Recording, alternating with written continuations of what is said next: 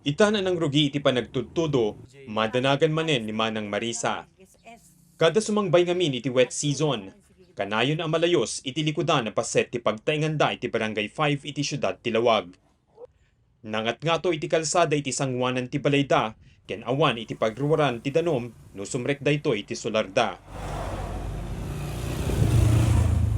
Even na sir, naruwama kung sir ata manipod pwede na ikama ko nakarod ta kastuyen. At awan met ti pagtarayan na. Nangatunay dito kalsada ti Warma. Nangato sir ata kitamla ijesangon sir ne. Hang pulos nga agtareped danom. No sumreken ti danom iti kusina da, mabilitan da nga ingato dagiti alikamen da. Gimatang pa iti bukod na ang makina ang makatulong amang sagipsep iti danom no malayos ti pagtainganda. Napanunod ko deta pag susop ti danom, na inabutak dita, mapanigya ti danom, ahamet kit di nga ag subli. Basta ages SS la tanong kan sir. Kunati pag-asa, manamnama iti sa sarek ti sangapulok at maysa aging gana sangapulok at siyam abagyo iti Philippine Area of Responsibility sakbay nga agibos iti tawen 2025. Dua kadagitoy iti posible ang mabukel ita bulan. Nupay kasta, nababa iti tsansana a direkta ang makaapektar dayto iti probinsya. Inlayon iti pag-asa, nga inton pay laing Agosto aging gana Nobyembre iti posible nga isasarek ti bagyo ti amyanan a paset ti Pagilian. No, itatagamin di traktat ta sir kat tatanga June ket nababa ti tsansa na nga landfall iti tayo no iti Northern Luzon. No kitkitan tayo at dalat tamat iti kinapigsanan kadagito iti typhoon nga umay mapasaran tayo sir. Saan met apakampante iti Ilocos Norte Provincial Disaster Risk and Reduction Management Council wenno PDRRMC.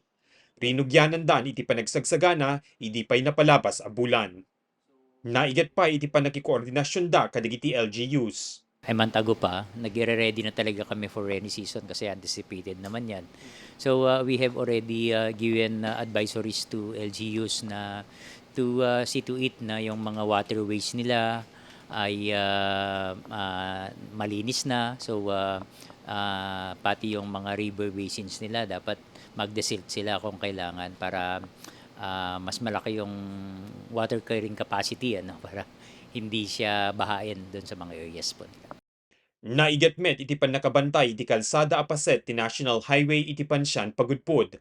Sumagmamanong aminen agundaway ang nagregay iti paset ti bantay, arason ano daduma ket saan ang madalanan ti kalsada. Sa ngayon, passable naman siya. Meron tayong recently incident of minor landslide.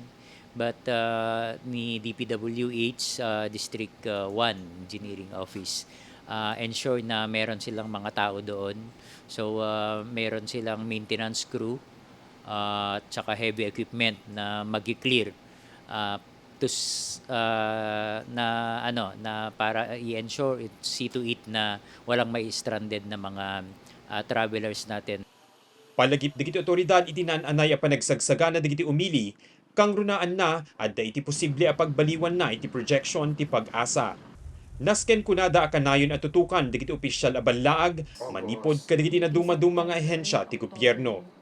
Mark Magdirila, Balitang Solid North.